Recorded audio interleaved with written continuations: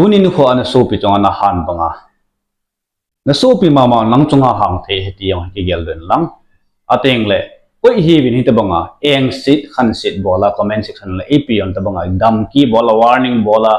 gi ni ki nei ho he koi ni hi bin na hold do mon he powe aki hold do le ni powe hello economy te ho tonin khon na bon chan video than kan lim su kai kin min tuni sei do he thumbnail la title am su kai ta bin su champu sunga nai ho nungji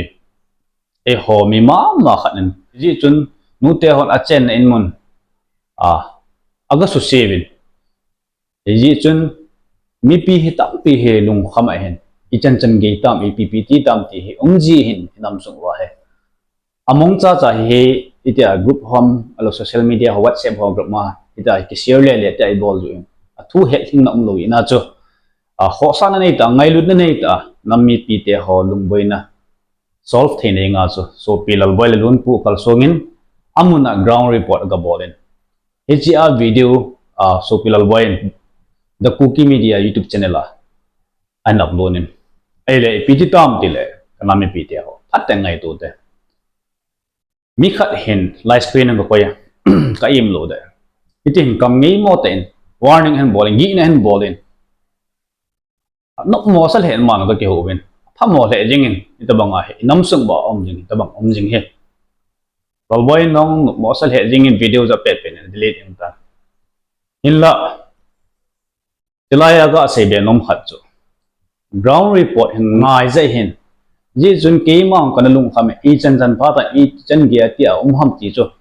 het thu chi he na le het chit ngai hiya het chit ding kan ob ji in hi chi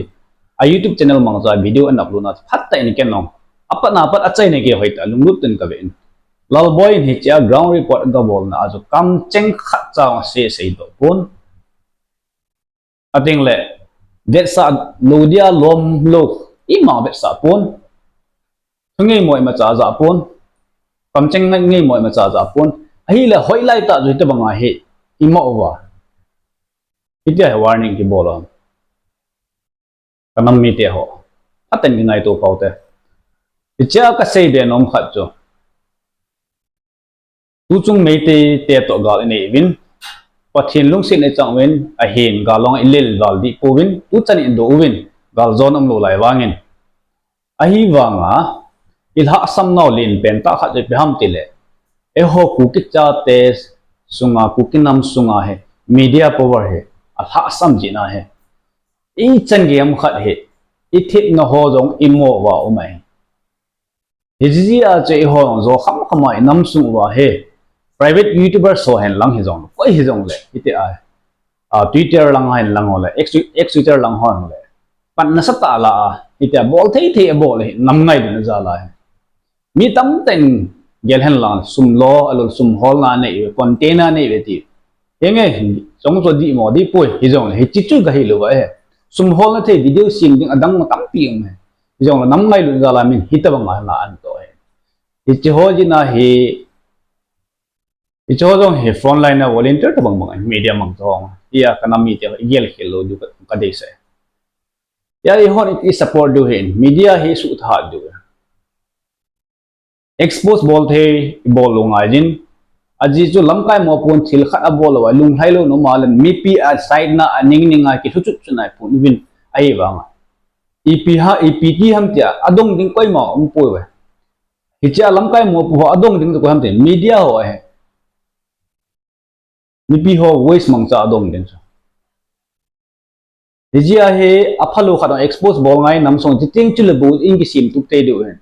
media power ha sa lo ino ai boy tunin kho hi te banga so pilal boy in cover ga bola ground report da pina kam cheng ngei lo da te banga gi ne ki bola hi che ho nam khan to ne ma chal na hi poi ka nam mi te ho ating le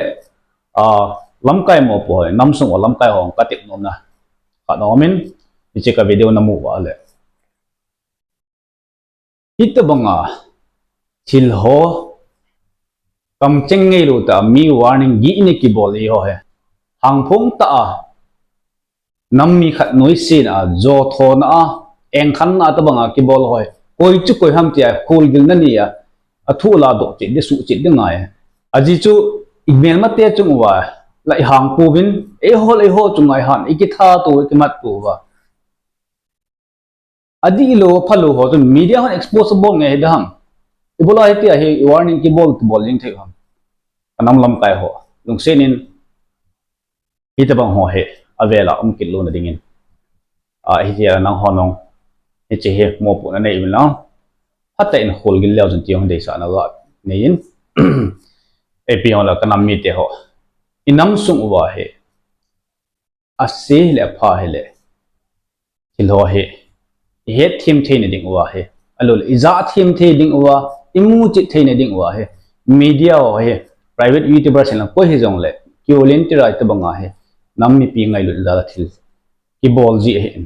ya igel ki lo diu isu tha de ki tho khom diu itia he pan la khom diu je chun kanam mi te ho tu chung lal boyen in isu set na video power aga bola down report aga pi chu ngei lo ta comment ke bola gi ne ki ne ji na hi video cha ki delete an nong mu lo du hen in la ken hoita kana mu ya kana vet ji na cho ateng le video ki delete na sum changa aman ka ki huwa lungok mo na sata anei na tunin khuwa hitabanga he inam sung wa thil ji hoi dei poi ai thil nung le ma ban le hitabanga he thil kit lo na dinga mi pi te hola lam kai ho kan te in het chi thine ding wa ai lo le igel them thine wa tunin khuwa chi video kin sim hin ateng le achai na pena kan senum cha thil dam he pon koi hi win kanam mi te ho tunin khuwa na so pi chonga na han banga na so pi mama nang chunga hang the he ti yong ki gel den lang ateng le koi hi win hita banga eng sit khan sit bola comment section la ap on ta banga dam ki bola warning bola gi ini ki nei ho he koi ni hi win na hold do mon he powe aki hold do le ni powe a hen hita banga he nong le ma ban lawang nong bol ki po ti chu chaina pena ga se hin ap on le lungut ta chi ka video hechin no ma henoma ene apta na pa chaina ge ene bit pi ho si chunga na bon chau chunga ki pa thu ka sejin